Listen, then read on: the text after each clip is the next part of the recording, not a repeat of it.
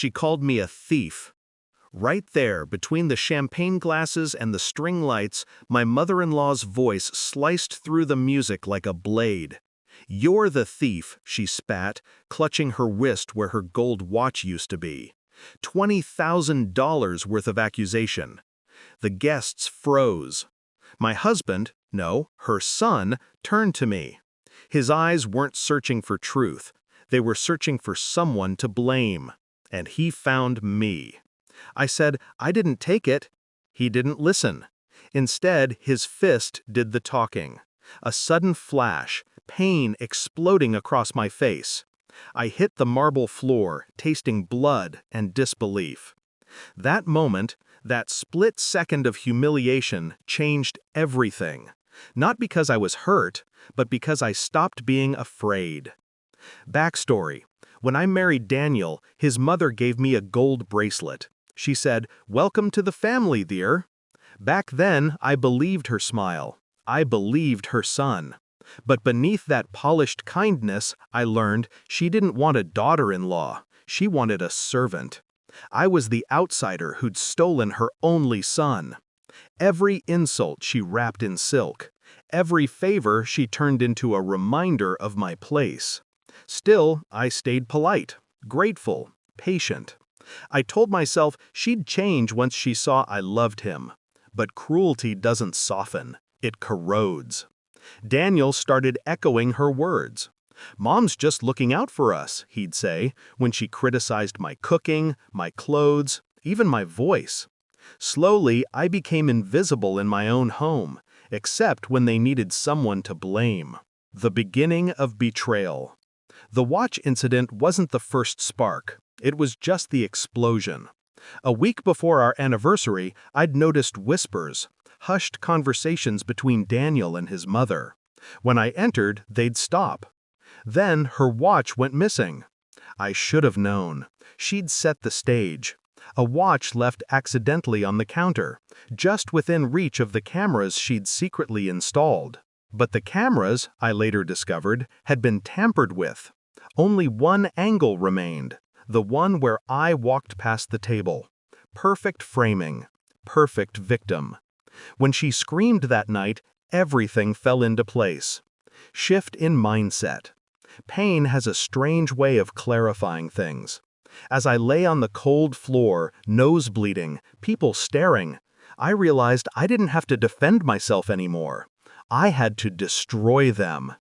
But I wouldn't scream. I wouldn't fight back publicly. I'd let them believe they'd broken me.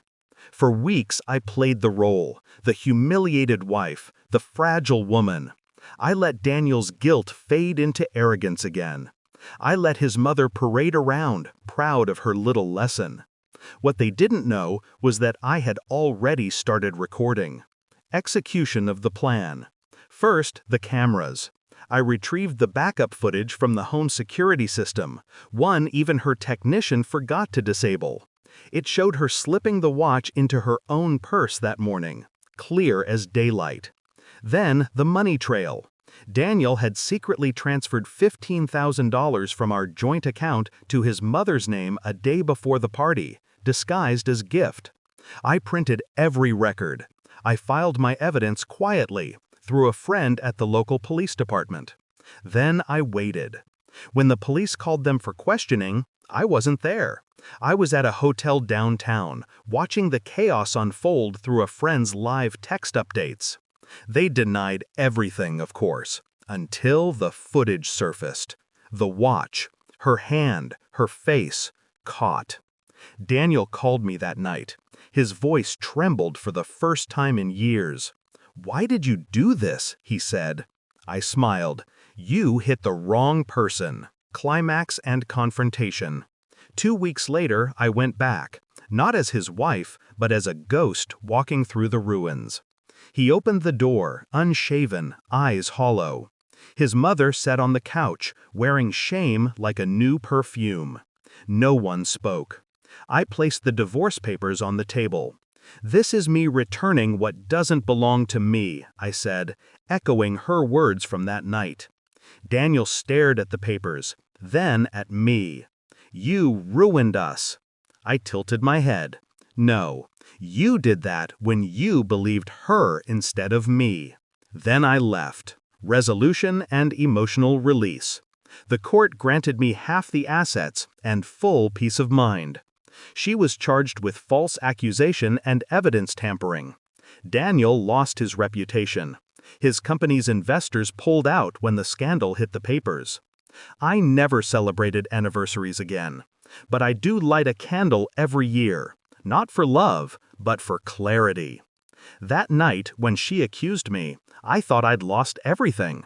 Turns out, I gained myself. People say revenge doesn't heal. Maybe they're right. But justice, calculated, patient justice, does something deeper. It restores your reflection. And when I look in the mirror now, I don't see the woman who fell to the floor. I see the one who made them kneel.